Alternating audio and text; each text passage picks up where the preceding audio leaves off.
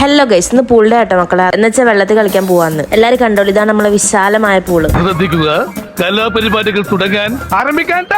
സംഭവം എനിക്ക് കുളിക്കാൻ മാത്രം മടിയുള്ളൂ. ഇങ്ങനെ വെള്ളത്തിൽ കളിക്കാൻ ഒരു മടിയില്ല. അതില്ല നീന്താറില്ലെങ്കിലും ഒരു ഉൾപ്പില്ലാണ്ടോ അവന്റെ ബാക്കി കയറി പോണേ. അപ്പൊ കാണുന്ന പൊട്ടന്മാരെന്താ കഴിക്കാൻ ഞാൻ നീന്താന്ന്. എന്നാ ചേട്ടനും ചാട് ചാട്.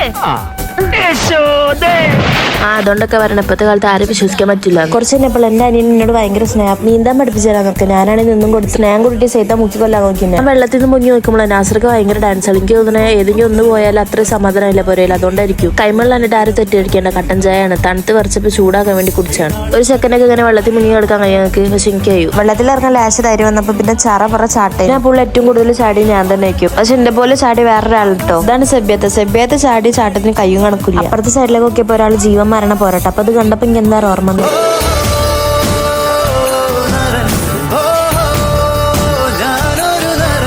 അപ്പൊ ഇന്നത്തേക്ക് ഇത്ര ഉള്ളൂ. അപ്പൊ ബാക്കിയുള്ളതായിട്ട് പിന്നെ വരാം. ബൈ.